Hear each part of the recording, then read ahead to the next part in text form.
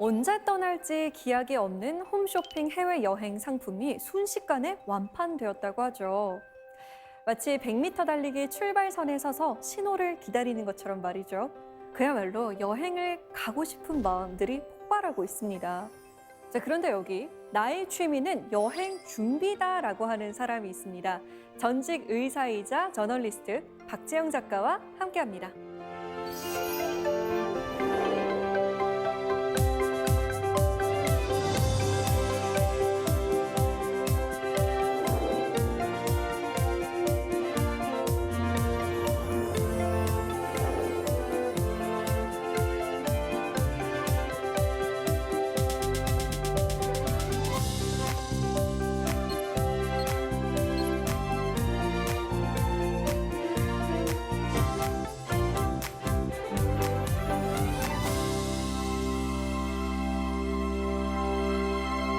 네, 안녕하세요, 작가님. 안녕하세요. 네, 작가님 프로필을 보니까 의사였다가 저널리스트였다가 지금은 여행 준비러라고 되어 있더라고요. 여행 준비러는 뭔가요? 제가 30살 될 때까지 취미가 뭔지 몰랐는데요. 네. 그때쯤 깨달았어요. 아, 남들이 이런 취미를 갖고 있다고 말을 안 해서 그렇지 네. 내 취미는 여행 준비구나. 그래서 그때부터 누가 취미가 뭐냐고 물어보면 여행 준비러라고 얘기를 했었습니다. 사실 요즘 모두 여행을 떠나고 싶어하고 저도 여행을 굉장히 좋아하는지라 오늘 강연이 무척 기대되는데요. 작가님의 아주 특별한 여행 이야기 오늘 청해 듣겠습니다. 강연 잘 부탁드립니다.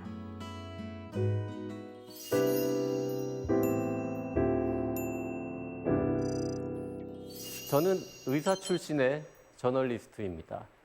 의과대학 졸업하고 공중보건의사 다녀온 이후에 청년의사라고 하는 의료 전문 미디어에서 22년째 일하고 있습니다. 주로 의료 관련돼서 기사나 칼럼이나 여러 가지 글들을 쓰고요. 책도 몇 권 썼습니다. 의료법 윤리학이라고 하는 특이한 분야에서 박사학위도 받았고요. 그리고 제가 쓴 몇 권의 책 중에는 요리 에세이 같은 것도 있고요. 장편 소설도 하나 있습니다. 그 소설은 여러분 즐겨 보셨던 MBC 드라마 종합병원 2의 원작이기도 합니다. 그러니까 이것저것 하는 게 되게 많은 편이죠. 요즘 유행하는 말로 하면은 부캐 부자다 이렇게 할 수 있겠습니다. 그런데 제가 최근에 부캐 하나를 추가했습니다. 여행 준비러. 보통 사람들이 저의 취미가 여행 준비다 이런 얘기를 들으면 응? 여행이 아니라 여행 준비가 취미라고? 라고 말씀들을 하십니다. 여행 준비가 왜 취미가 되는지, 그리고 그걸 취미로 가지면 어떤 즐거운 일이 생기는지, 또 그것들을 통해서 여러분들도 같이 뭘 즐겁게 할 수 있는지 이런 말씀을 오늘 드려볼 겁니다.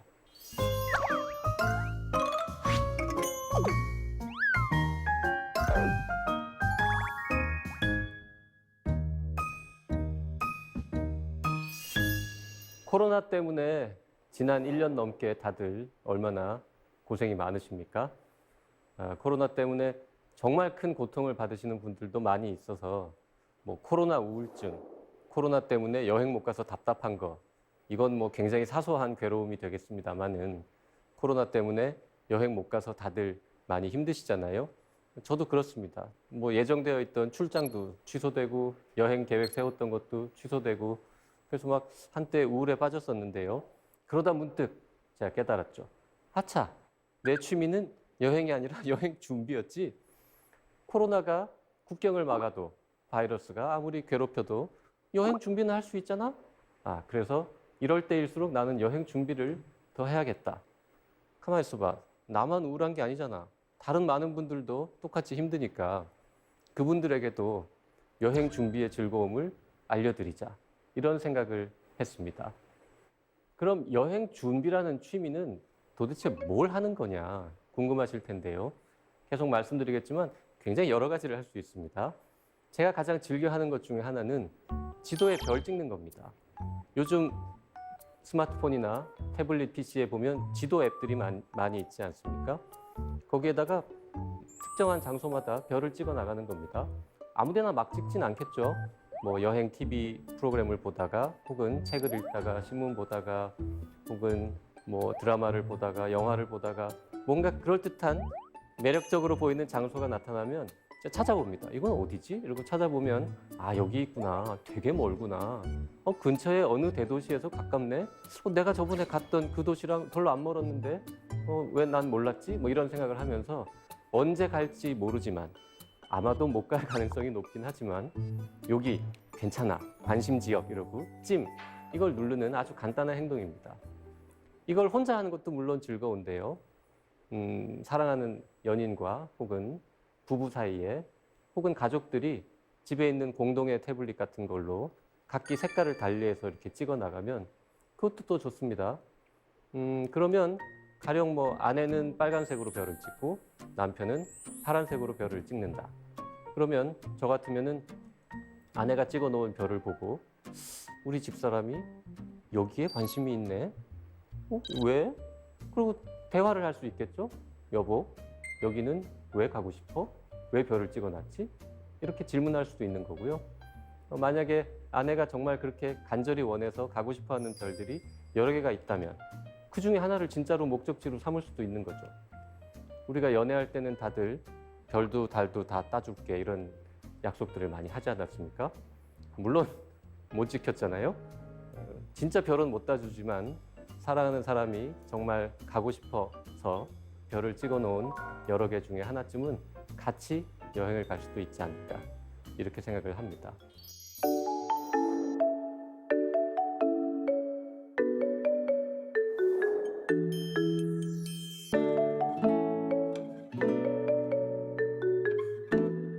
여행 준비의 가장 중요한 기술은 명분을 만드는 겁니다.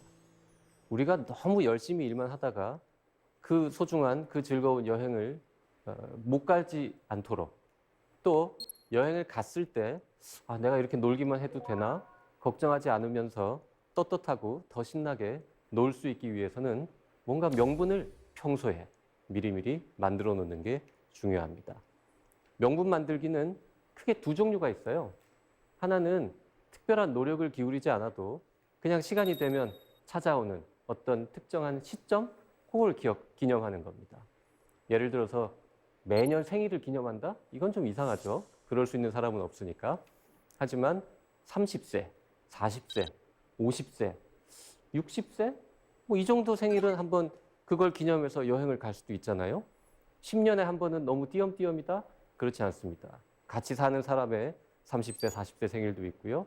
또 결혼 5주년, 10주년, 20주년, 30주년 이런 것도 있고요. 뭐 입사하고 나서 10년이 됐다거나 뭐 어차피 놀자고 하는 거니까 자유롭게 그냥 많이 만들어요. 형편 닿는 대로. 그 모든 시점을 기념해서 다 여행을 가지는 못하겠지만 그냥 평소에 꿈이라도 꾸는 겁니다.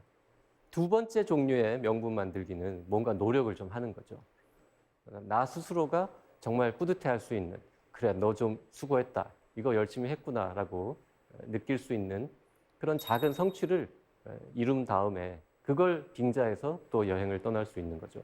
그런 거 뭐가 있을까요? 저 같으면 이제 새 책 한 권 쓴다 그러면 아싸 이러고 놀러 갈 수 있는 거고요. 외국어를 좀 열심히 공부해서 아주 기본적인 대화라도 좀 할 수 있게 되었다. 그럼 내가 그 나라 한번 가서 공부한 걸 써먹어야지. 이런 생각을 할 수도 있고요. 두 가지 중에서 어느 게 더 좋아 보입니까? 물론 둘 다 해야 됩니다만 두 가지를 섞은 방법도 있습니다. 그게 바로 여행 적금을 드는 겁니다. 우리가 노력을 하긴 하지만 뭐 어마어마한 노력은 아니고 정해진 시간이 지나면 자연스럽게 그 시점이 돌아오죠.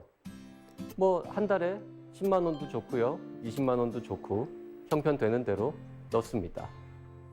1년 넣으면 돈이 얼마 안 모이죠. 3년은 너무 긴 것 같습니다.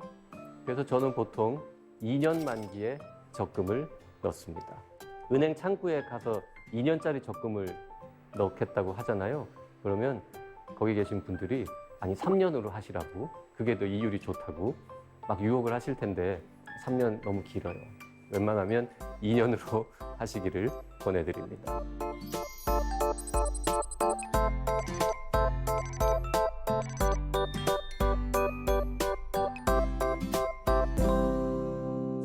여행 준비의 굉장히 큰 장점 중에 첫째는요, 자기 자신이 진짜 어떤 사람인지를 알 수 있게 된다는 데 있다고 저는 생각을 합니다. 여행 준비를 열심히 하면 내가 어떤 사람인지를 조금씩은 더 알게 됩니다. 왜냐하면 여행 준비는 결국 선택의 연속이거든요. 선택이란 포기의 다른 이름입니다. 선택의 순간보다는 포기의 순간에 더 자기 자신의 가치관, 인생관 이런 게 더 잘 드러나죠. 저처럼 여행 가고 싶은 장소를 막 1000개쯤 갖고 있는 사람은 당연히 새로운 여행을 계획할 때마다 계속 버려야 됩니다. 그때는 가고 싶었으나 지금은 포기하고 할 수밖에 없는 것. 그리고 가고 싶은 곳이 이렇게 많지만 다른 것들을 버리고 내가 이거를 선택하는 그 과정 자체에서 아, 난 이런 사람이구나. 이런 걸 좋아하는구나. 라는 걸 알게 되는 거죠. 강다솜 아나운서님은 가장 가고 싶은 도시 5개 꼽아보라고 하면 뭐라고 말씀하시겠습니까? 5개요. 가고 싶은 곳이 점점 많아지더라고요. 코로나 때문에. 저는 이태리의 토스카나 지방의 피엔차라는 도시를 꼭 가보고 싶고요. 그 사진을 봤더니 너무 멋있더라고요. 그리고 니스, 영화제도 많이 열리고 이러니까 꼭 한번 거기도 가보고 싶고, 파리는 제가 2번을 갔는데 정말 매력적이었거든요, 저에게. 그래서 거기도 또 한 번 가보고 싶고, 호주 쪽에 가면은 쿼카라는 동물이 있는데 이렇게 빵긋 웃는 동물인데 걔네가 모여있는 섬이 있다고 하더라고요, 호주 쪽에. 그래서 거기도 한번 가보고 싶고, 그리고 혹등고래랑 수영할 수 있는 나라가 있대요. 그래서 거기도 한번 가보고 싶고, 가고 싶은 곳들이 코로나19가 이제 줄어들지 않을수록 더 많이 늘어나더라고요. 제가 많은 분들께 권유하는 방법 중에 하나는 작은 메모지에다가 한 5개 정도의 리스트를 생각해서 만들어 보는 겁니다. 너무 크게 잡으면 안 돼요. 가령 뭐 내가 가고 싶은 나라 5개. 이건 너무 좀 범위가 크지 않습니까? 사실 우리나라만 생각해도 방방곡곡에 얼마나 신기한 것들이 많고 다양한 문화들이 있습니까? 그러니까 나라 이름 이런 거 하지 말고요. 가장 좁혀가지고 뭐 하다못해 도시 5개를 써본다든지 아니면은 내가 정말 가고 싶은 미술관 5개 아니면 내가 정말 가고 싶은 산, 국립공원 5개, 해변 5개 뭐 이런 걸 써보는 거죠. 뭐 음악을 좋아하시는 분이면 내가 정말 가고 싶은 콘서트홀 5개 이런 걸 써볼 수도 있고요. 윈드서핑 좋아하시는 분들은 그래, 내 언제 5군데 여기는 평생 가서 서핑을 해보리라 뭐 이런 꿈을 꾸는 것도 좋고요. 그리고 저 목록을 만들 때 부정적인 것도 해보는 게 좋습니다. 내가 가본 여행지 중에서 가장 꽝이었던 곳 5개. 이런 것들도 써보시면 다음번에는 그런 나쁜 여행을 하지 않도록 하는데도 좀 도움이 됩니다. 그래서 저는 저런 말을 자주 씁니다. 지금은 주로 여행 얘기를 해드렸지만 여행 말고 그냥 우리가 살면서 여러 가지 리스트를 만들어 보는 겁니다. 내가 가장 닮고 싶은 사람 5사람, 내가 만난 사람 중에 평생 가장 재수 없었던 사람 5사람 이런 것들을 써보는 거죠. 그리고 내 인생에서 가장 잘못했던 일 5가지 뭐 이런 것들을 좀 써가지고 여러 개를 붙여놓고 이렇게 쳐다보고 있으면 아, 난 이런 사람이구나. 이걸 깨닫게 된다는 겁니다.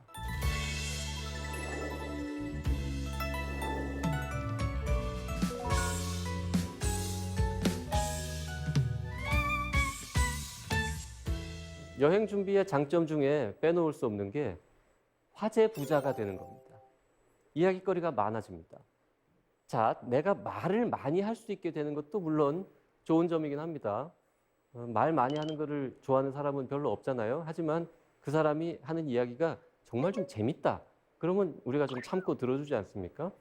근데 제가 여행 갔던 이야기나 여행 준비했던 이야기들을 하면은 제 친구들이 그래도 어느 정도는 들어주더라고요. 더 좋은 거는요. 내가 말할 거리가 많아지는 것보다 상대방이 더 많은 말을 할 수 있도록 유도할 수도 있다는 겁니다. 여행 얘기 싫어하는 사람 없고요.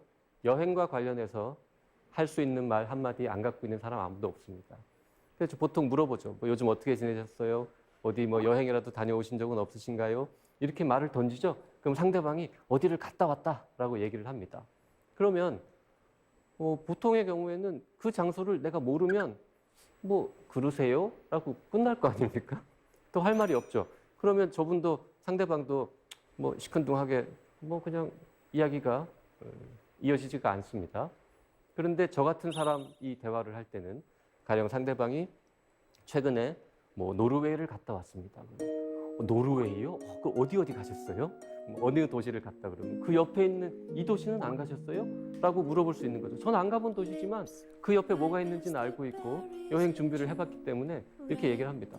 그래서 한 번은 한참 막 얘기를 어떤 저 회사 사장님하고 얘기를 했어요. 그분이 부부 동반으로 어디 여행 갔다 온 얘기를 하셔가지고 한 20분 동안 그 얘기를 했죠. 그분이 주로 말씀하시고 한참 얘기하신 다음에 그분이 저한테 근데 당신은 언제 가봤냐고 그러더라고요. 전 안 가봤는데요. 그냥 가보고 싶어서 준비만 했어요라고 했더니 그분이 너무 즐거워하시면서 좋은 취미라고 얘기를 하셨습니다. 가령 비즈니스 미팅이었다면 제가 그분께 정말로 노르웨이 갈 일이 생기면 그분한테 연락할 수 있겠죠. 그때 노르웨이 이야기 잘 들었습니다. 제가 이번에 다음 달에 한번 가보려고 하는데 추천하고 싶은 장소 있으면 알려주세요. 이런 얘기를 한다면 그분 입장에서는 내가 저 사람이랑 이런 얘기를 했었나 기억도 못 하시겠지만 굉장히 가까워지는 계기를 만들 수도 있다는 거죠. 상대가 말을 너무 많이 한다고 불평하는 사람은 있어도 너무 많이 들어준다고 불평할 사람은 없다라는 거죠. 상대방을 말 많이 하게 하는데도 좋은 취미입니다. 자, 여행 준비에서 가장 중요한 것 중에 하나, 평소처럼 그리고 평소와 달리 이 두 가지를 적당히 잘 섞는 게 아주 필요합니다. 여행의 좋은 점은 100만 가지쯤 있는데요. 크게 나누면 두 가지입니다. 내가 평소에 정말 하고 싶었는데 못하던 무언가를 해볼 수 있는 기회라는 거. 또 하나는 내가 정말 싫은데 평소에는 어쩔 수 없이 감수하던 많은 것들로부터 벗어날 수 있다는 거. 어느 게 더 매력적으로 들리십니까? 저는 사실 여행을 가서 안 하던 일을 해보는 게 굉장히 매력적이라고 생각을 하거든요. 근데 전 직장인이잖아요. 그래서 매일매일 똑같은 삶을 살다 보니까 여기서 벗어나는 것만으로도 기쁠 때가 있어요. 근데 그때는 그렇죠. 둘 정말 다 좋은데 둘 중에 네. 굳이 하나를 고르자면 어느 게 더 매력적으로 들리냐는 거죠. 뭐 안 하던 일을 하는 게 더 매력적인 것 같아요. 네. 그게 더 좋다는 얘기는 지금 더 젊고 일하는데 스트레스가 좀 덜하다는 그런 증거가 되겠습니다. 맞아요. 조금 더 나이를 드신 분들 그리고 평소에 일하는데 훨씬 스트레스가 많은 분들은 여행 가서 뭘 새로운 걸 하는 건 중요하지 않다. 내가 지금 이 일상으로부터 벗어나는 것만으로도 충분하다 이렇게 생각하시거든요. 제가 입사 1년 차 때 여행을 떠났었는데 그때 딱 그 마음이었거든요. 여기서 벗어나면 무엇이든 하겠다 이런 마음이었는데 여행 가서 특별히 뭘 하진 않았던 것 같아요. 근데 그것만으로도 엄청 좋더라고요. 그때는 나이는 젊었으나 스트레스는 정말 네. 극도로 마음이 높았던 늙었던. 때인가 봐요. 어쨌든 새로운 걸 해보는 것도 여행의 중요한 목적 중에 하나겠지만 벗어나는 것도 좋은 여행의 효용 중에 하나겠죠. 잘 섞어야 됩니다. 그런데 많은 분들이 여행 준비를 하고 여행 계획을 세울 때 남들이 좋다는 거를 먼저 하다 보니까 평소에 자기가 전혀 관심도 없던 이상한 거를 여행지에 가서 하겠다는 분들이 꽤 있습니다. 대표적인 게 대한민국에서 절대 1년에 한 번도 미술관 안 가시던 분들이 외국에만 가면 다 미술관들을 가신단 말이죠. 왜? 왜 꼭 굳이 미술관을 가야 합니까? 저는 런던에 2번 갔고 파리에는 출장 포함하면 3번을 갔는데요. 그 유명한 대형 박물관이나 루브르 박물관에는 한 번도 간 적이 없습니다. 지나가긴 했는데 그 앞을 들어가 보진 않았습니다. 왜냐하면요.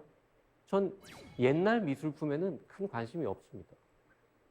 대신 현대 미술은 좋아합니다. 옛날 미술은 봐도 잘 모르겠더라고요. 현대 미술을 보면 아느냐? 똑같이 모르지만 현대 미술은 그래도 상상이라는 게 되더라고요. 그리고 설명 이렇게 붙여놓은 걸 읽어보면 아, 이런 특이한 생각을 해가지고 이런 이상한 걸 만들었네. 이런 재미를 느꼈다라는 거죠. 그래서 저는 미술관, 현대미술관은 가지만 옛날 미술관은 안 가요. 이게 잘못된 겁니까? 평소에 미술관 국립중앙박물관인가요? 우리나라에 있는 거? 그것도 한번 안 가보신 분이 굳이 루브르를 가서 거기 막 4시간씩 줄 서가지고 다리 아프게 막 이렇게 하루에 다 보지는 못하는 그 넓은 미술관을 다니실 필요가 없을 수도 있다. 이런 겁니다. 그럼 뭘 해야 돼요? 평소에 원래 자기 좋아하던 걸 해야 됩니다. 평소에 야구를 엄청 좋아한다. 그러면 미국 간 김에 메이저리그 야구장에도 한번 가볼 수 있는 거고, 축구를 좋아한다. K리그 팬이다. 그러면 유럽의 축구장들 가볼 수도 있는 거고요. 뭐 말 나온 김에 우리나라에서도요, 가장 좋은 여름 여행지 중에 하나는 서귀포에 있는 월드컵 경기장이라고 저는 생각합니다. 저는 제주도 팀에 특별한 애정은 없지만 여름에 거기 축구 있는 날 가가지고요, 거기서 바닷바람 맞으면서 이렇게 치맥하는 거, 이거 굉장히 즐거운 일이더라고요. 그런 것처럼 뭐 경기장을 갈 수도 있고, 그 다음에 평소에 스키 좋아하시는 분들은 외국에 가서도 뭐 스키를 탈 수도 있는 거고요. 당연한 거 아니겠습니까? 평소에 자기가 전혀 관심 갖지 않던 것들을 남들이 좋다고 해서 그걸 쫓아가가지고는 해보고, 그 다음에 좌절하죠. 나한텐 별론데 이걸 왜 남들은 왜 좋아하지? 괜히 왔다라고 생각하시는, 이런 실수는 안 하셔도 된다라는 겁니다. 그럼 평소와 완전히 똑같이 하면 그건 또 여행의 재미가 없잖아요. 그래서 뭔가 평소랑 다른 것도 해봐야 됩니다. 평소에 절대 하지 않을 만한 황당한 짓들. 예를 들면 뭐 약간 위험한 익스트림 스포츠 같은 거, 한국에서는 용기가 없어서 못했는데 거기 가면 뭐 더 풍경이 좋고 뭐가 있다더라 그러면, 그래 뭐 여행 간 김에 까짓 거 한번 해보지, 뭐 이렇게 할 수도 있는 거고요. 물론 난 평소에는 절대 미술관을 안 가지만 파리를 간 김에 루브르를 한번 가보겠다, 뭐 말리지는 않겠습니다만 아마 재미없을 거라고 생각을 합니다.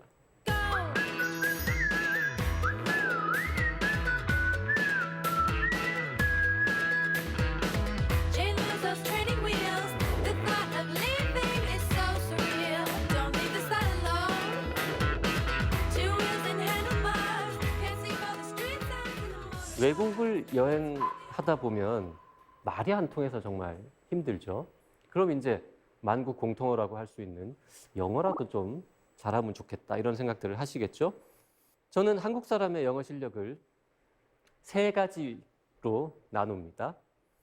제일 많은 대다수의 우리나라 사람들, 저를 포함해서 돈을 쓸 때는 뭐 어느 정도 불편하지 않은, 하지만 영어를 쓰면서 돈을 벌 수는 없는 그 정도의 영어 실력. 그게 이제 대다수. 다 고개를 지금 끄덕이고 계신데, 그게 이제 중간, 대다수.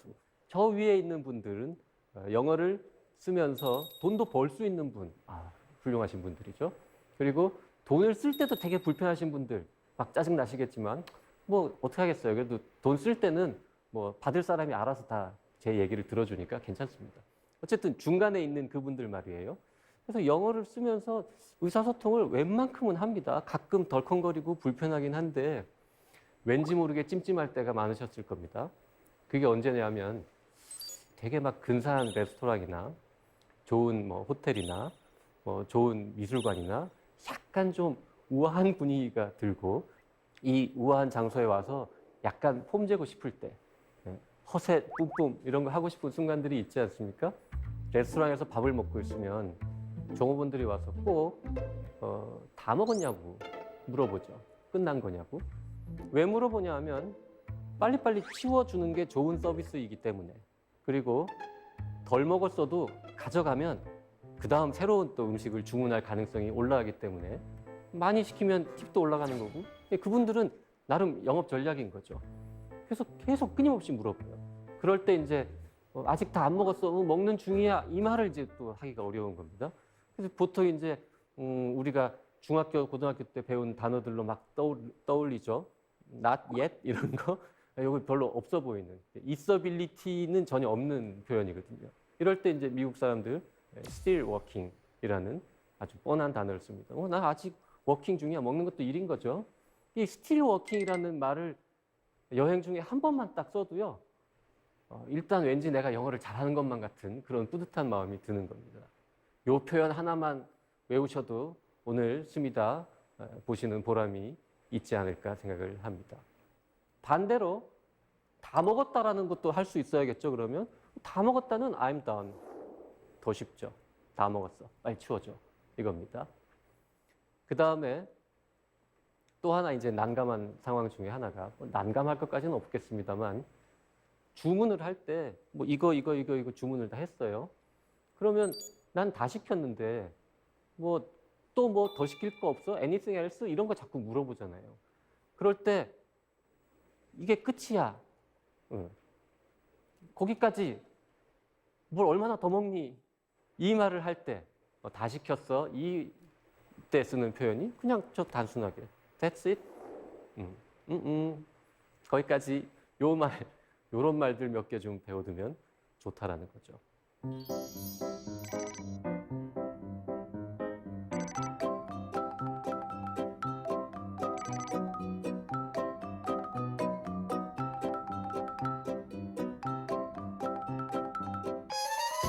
효도 관광을 많이 보내드리죠, 다들. 효도 관광은 어디에 방점이 찍히는 단어죠? 효도입니까? 관광입니까? 효도죠. 근데 우리는 효도 관광을 보내드린다고 하면서 흔히 패키지 여행을 사드립니다. 부모님 보고 가시라고 하는 거죠. 그럼 부모님들 반응이 어떻죠? 돈 아깝다. 뭘 이런 걸 다. 이러면서 물론 좋아하면서 가십니다만 패키지 여행 보내드린 다음에 그 이야기를 가지고 부모님과 자식들이 길게 막 대화하고 하는 거 많이 경험해 보셨습니까? 우리 아들이, 우리 딸이 나 어디 여행 상품 사줘가지고 뭐 가령 방콕을 며칠 갔다 왔는데 진짜 좋았다라고 동네방네 자랑하시는 분 많이 보셨습니까? 남들도 보내주기 때문에 그건 사실 자랑이 안 됩니다. 효도 관광은 제 생각에는 보내드리는 게 아니라 같이 가는 겁니다. 같이 가는 거예요. 뭐 외국에서 운전하는 게 조금 불편하실 수도 있겠습니다만 방향이 반대인 나라만 아니라면 한국에서 운전 잘하시는 분들은 충분히 하실 수 있거든요. 그래서 차 빌려가지고요. 부모님과 함께 뭐 한 4명 정도 팀을 꾸려가지고 같이 며칠 여행하는 거 강추합니다. 이게 왜 좋은지 패키지 여행만으로는 왜 안 되는지 조금 더 설명을 드릴게요. 패키지 여행을 가면 피곤하죠, 일단. 그리고 본인이 고른 게 아니기 때문에 별로 이렇게 진한 추억이 남지 않습니다. 어떤 착한 자녀분들은 패키지 여행을 부모님하고 같이 가시는 분들이 있어요. 이분들은 그냥 2분 보내드리는 분들보다는 훌륭한 분들이긴 한데 패키지 여행을 4분이 같이 간다고 해가지고 대화를 엄청나게 많이 하거나 추억이 막 진해지느냐? 이게 그렇지가 않아요. 대화의 양은 별로 늘어나지 않습니다. 같이 여행을 간다 한들. 왜? 가이드분이 일단 말씀을 많이 하시고 그 다음에 장거리 버스 여행할 때 피곤해서 다 자요. 그리고 숙소는 한 방이 아니잖아요? 따로따로 헤어집니다. 저녁 먹고. 그러니까 별로 대화를 안 합니다. 근데 부모님하고 같이 여행을 가는 데 있어서 부모님이 좋아하실 만한 제일 중요한 그 아이템은 뭐냐 하면 거기 있는 근사한 탑이나 절이나 빌딩이나 이런 게 아니라 오랫동안 떨어져 사는 별로 대화를 못했던 그리고 옛날에는 정말 저 찌질한 놈이 사람 구실이나 할까 싶었는데 멀쩡해져 있는 그런 자녀들의 모습을 보여드리고 같이 대화를 이어가는 거예요. 그게 제일 좋은 효도거든요. 그래서 운전을 하면서 다니면 부모님과 대화거리가 많아지고요. 그 다음에 준비 과정에서부터 대화를 할 수 있습니다. 여행지를 정하는 것도 왜 꼭 4사람이 가는데 젊은 사람들이 정해야 하는 거죠? 부모님께 여쭤볼 수도 있지 않겠습니까? 혹시 같이 여행을 가고 싶은 장소는 없으신가요? 라고 여쭤볼 수 있는 거죠. 물론 여쭤보면 대부분의 부모님들이 그냥 됐다고 잘 모른다고 하시겠지만 의외로 요즘 세련된 어르신들도 많기 때문에 옛날에 여행도 좀 갔다 오신 분들도 많고 그분들도 뭐 여행 프로그램도 보시고 은근히 가시고 싶은 곳들이 있어요. 처음 질문하면 됐다 그러십니다. 야, 그 돈이 응? 그 가려면 돈이 얼만데라고 하시지만 2번, 3번 여쭤보고 엄마가 안 골라도 우린 어딘간 갈 거야. 내가 혼자서 정할 수도 있지만 이왕이면 같이 정하면 좋잖아? 라고 계속해서 말을 시키잖아요. 그럼 어느 순간부터 말씀을 하시기 시작해서 너무 많은 장소를 말씀하실지도 모릅니다. 어쨌든 그 과정을 통해서 부모님하고의 평소에 못했던 대화를 할 수 있게 된다. 이겁니다. 저는 몇 번 해봤습니다. 해보니까요. 한 3박 4일 같이 여행을 갔다 오죠. 그러면 부모님 2분이 그 얘기를 한 3, 4년 정도 하십니다. 틈만 나면. 그리고 평소에 뭔가 제가 뭘 해드려도 우리 아들이 이거 해줬다라고 우리 주변에 친구들한테 전혀 말씀 안 하시는데요.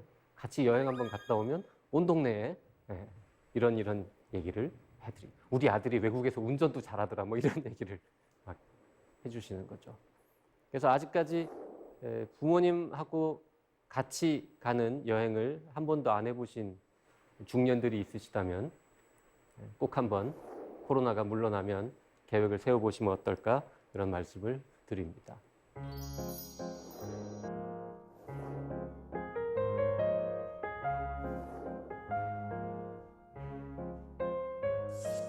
여행 준비하는 데 있어서 제일 좋은 또 짝꿍 중에 하나가 책 읽기입니다.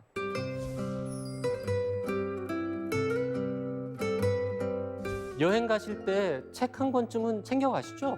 네, 맞아요. 한 권 정도 챙겨가는 것 같아요. 어떤 책 챙겨가십니까? 저는 좀 가볍게 읽을 수 있는 에세이집을 보통 가져가는 것 같아요. 소설을 가져가면 그 소설에 푹 빠져서 여행에 집중을 못 하더라고요. 그래서 오히려 에세이를 읽으면 좀 다른 것 같아요. 저는 여행 갈 때 오히려 소설을 보통 가져갑니다. 그 여행지가 배경인 소설을 가져가는 거죠. 그러면 읽다 보면 내가 오늘 낮에 갔던 곳의 지명이 막 나오고 이러거든요. 그럴 것 같아요. 네. 내가 낮에 갔던 무슨 오페라 하우스가 갑자기 살인 사건의 현장으로 소설 속에서 나오기도 하고, 그 다음에 그 어떤 나라에 관한 역사책을 읽고 있다 보면 이런 맥락이 있기 때문에 내가 오늘 낮에 갔던 그 박물관에서 그런 물건들이 있었던 거구나. 이것도 훨씬 더 진하게 또 기억에 남길 수 있고. 그래서 여러모로 좋습니다.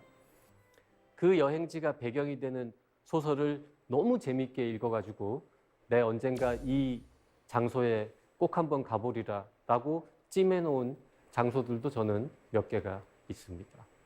거기 가면 진짜 즐거울 것 같아요.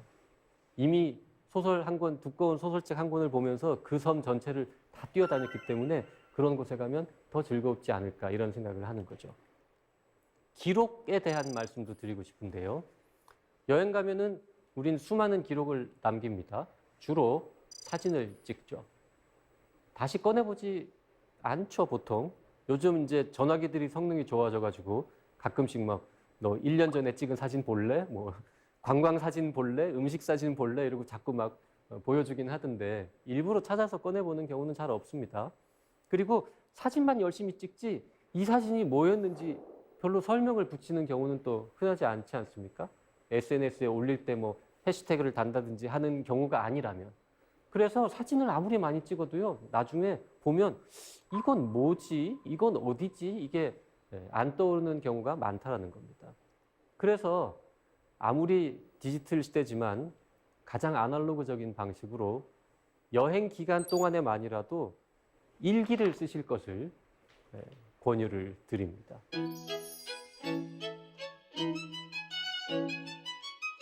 일기, 우린 일기 어릴 때부터 너무 반성적으로 써야 된다. 내가 오늘 이거 잘못했다, 이런 깨달음을 얻었다, 이런 걸 써야 한다고 생각하는 경향이 있지만 어차피 남들 보여줄 거 아니고 선생님한테 검사받을 거 아니기 때문에 그런 거 안 쓰셔도 되고요. 자기 성찰은 평소에 그냥 마음속으로 하시고 여행 중에 일기는 그냥 내가 어디 갔다, 뭐 먹었다, 어느 식당에서 뭐 먹었다, 어디에서 뭘 봤다, 뭘 샀다, 뭘 사고 싶었는데 너무 비싸서 안 샀다. 요것만 쓰시면 됩니다. 제가 해보니까 하루에 A4 용지로 한 3분의 1 혹은 반 페이지 정도만 쓰셔도 그게 웬만한 건 다 기록이 됩니다. 이걸 해놓으면 뭐가 좋냐면요. 다 검색 기능이 있지 않습니까? 그래서 세월이 몇 년 흐른 후에 뭐 밥 먹다가 갑자기 떠오르는 거죠. 아, 그때 막 암스테르담에서 그때 우리가 거기를 왜 갔지? 그때 그뭐 이상한 거 먹은 다음에 어디 가서 거기는 근데 왜 간 거지? 안 떠오르는 거죠. 그럴 때 이제 검색을 하고 내가 그날 쓴 기록은 쉽게 찾잖아요. 그러면 거기에 굉장히 의외로 재밌는 사연들이 많이 남아 있습니다.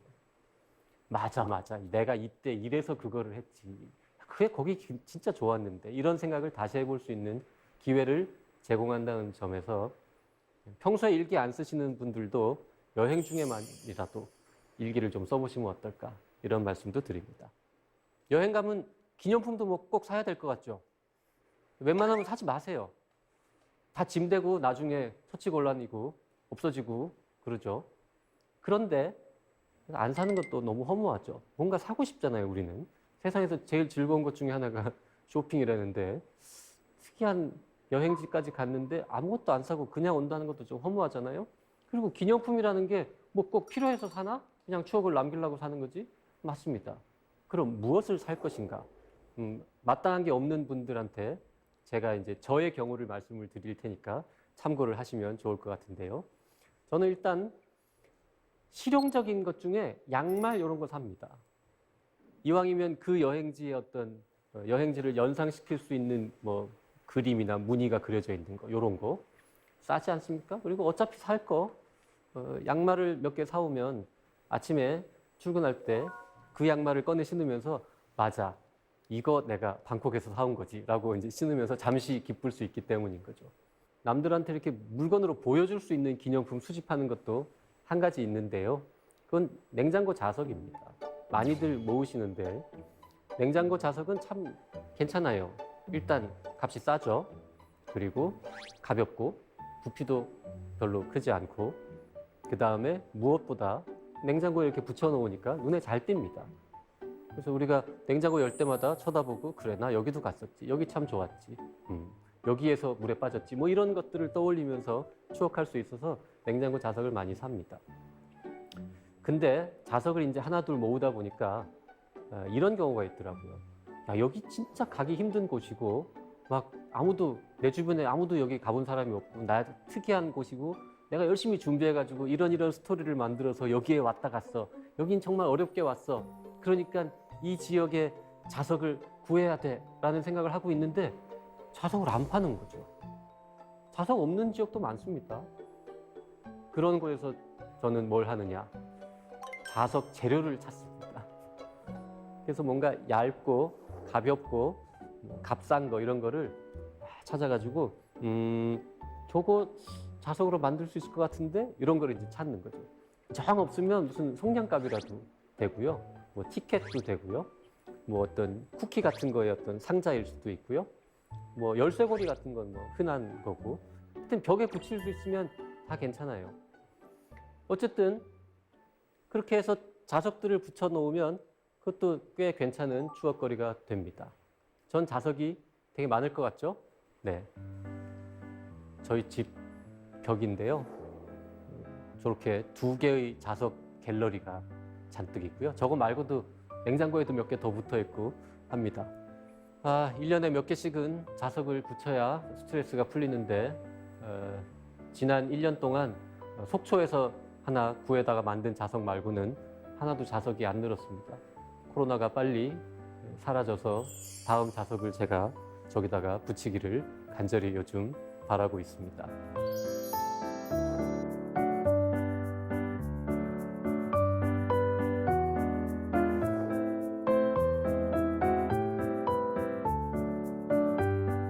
여행 계획을 세울 때 가장 중요한 꿀팁 이런 거 하나만 알려주세요. 이런 말씀들을 하시는데요. 전 단호하게 이렇게 말합니다. 일단 계획을 처음에 세운 다음에 거기에서 최소 20%를 빼라. 20% 세일보다 더 중요한 거다 이게. 여행 계획을 너무 빽빽하게 세우면 너무 여유가 없죠. 이거 숙제하러 다니는 게 아닙니다, 여행은. 그리고 여행 계획을 세울 때 이걸 가득 채워 놓으면 달성 안 하면 왠지 뭔가 내 목표를 못 이루은 것 같아서 마음이 불편하고요. 달성 다 하면 쉬는 시간이 하나도 없고 몸이 피곤해서 밤에 힘들고 그 다음에 돌아온 다음에는 기억이 엉키죠. 기억이 좀 정돈될 시간도 필요한데 그래서 일단 꽉 채우지 말고 과감하게 버리라고 말씀들을 합니다. 그리고 버릴 때 다 버리기 싫다. 여기도 가고 싶고 여기도 가고 싶은데 그럼 어떻게 해야 되지? 뭘 버리지? 그때는요. 더 유명한 곳을 버리세요. 남들이 유명하다고 해서 넣어놓은 곳하고 왠지 유명한 곳은 아니지만 내가 가고 싶어서 뭔가 나만의 이유로 찜해놓은 곳하고 두 개가 있으면 후자를 택해야 되는 겁니다. 여기 있는 나의 스토리가 담겨 있고 앞에 거에는 아무것도 안 담겨 있는 거죠. 특히 대부분의 유명한 관광지들은 가보면요. 사진보다 덜 근사하거나 잘해야 사진하고 똑같습니다. 사진보다 더 근사한 풍경 이런 거는 현장에는 잘 없어요.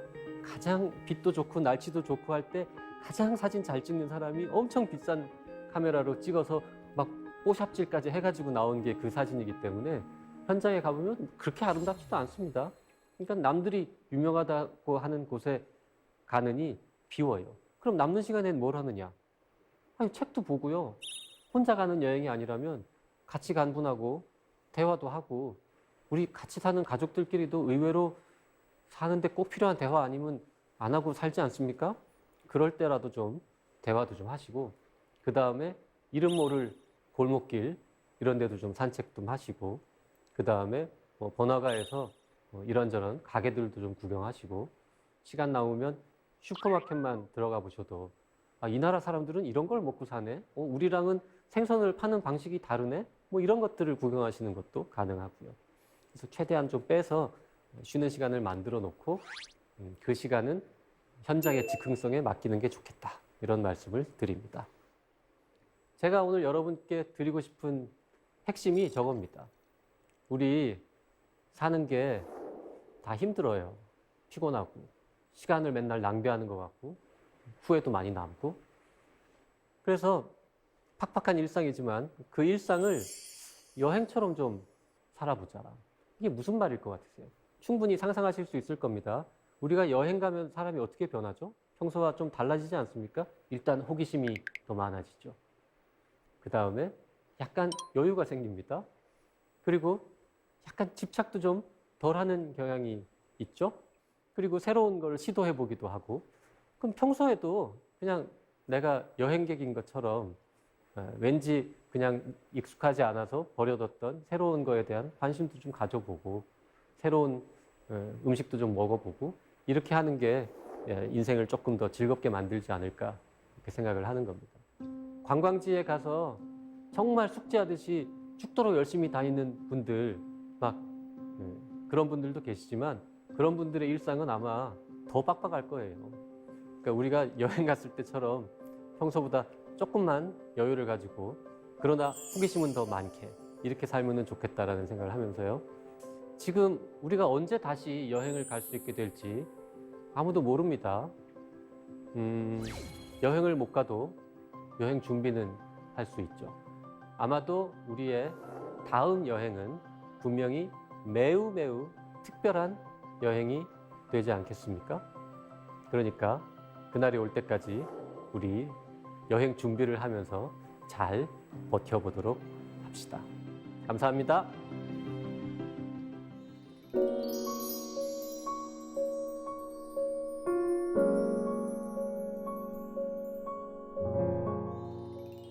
여행 얘기였지만 여행이 우리 일상과 인생에 어떤 영향을 주는지 한 번 더 생각해 보는 시간이었던 것 같아요. 네, 여행 준비의 기술이라기보다는 인생을 더 즐겁게 사는 기술로 들어주셨으면 고맙겠습니다. 네. 사사기 공동체 여러분께서 미리 질문을 보내주셨는데요. 함께 볼까요? 먼저 정훈이님의 질문입니다. 과거의 여행 경험을 되돌아보면 뭔지 모르게 아쉬움이 남는 경우가 많습니다. 아쉬움이 남지 않는 여행을 위해서 여행자가 가져야 할 좋은 자세는 뭐가 있을까요? 어떤 마음으로 여행을 떠나야 후회가 안 남을까요? 아쉬움이 남는 가장 큰 이유는 뭐가 내가 더 봤어야 하는데 못 봤다 맞아요. 이거잖아요. 뭐 하나 더 보려고 하는 마음을 버리면 아쉬움이 안 남습니다. 집착을 버려야 되죠.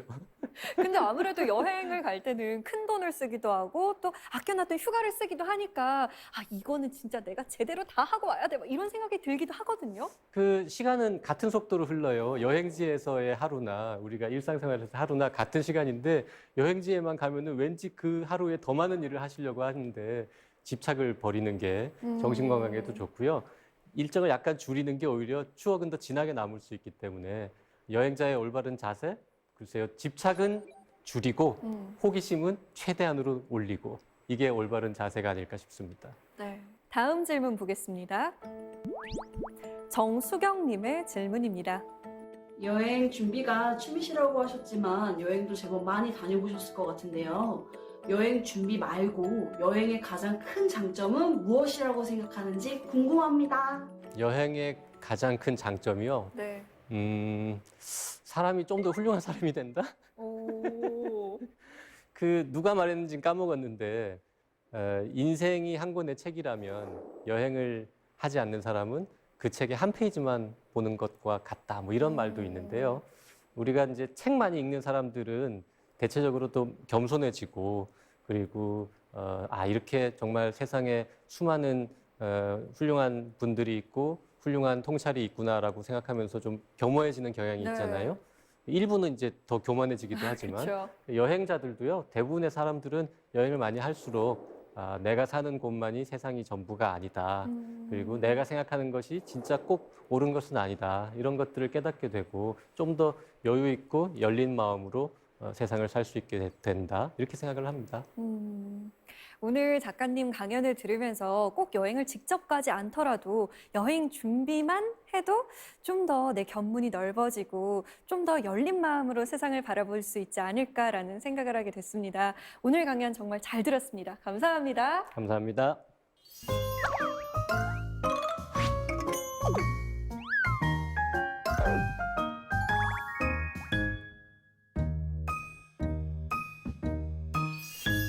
뇌의 신비를 다룬 책을 보면 우리가 하는 생각의 대부분, 95% 정도는 어제와 별반 다를 것 없는 생각이라고 합니다.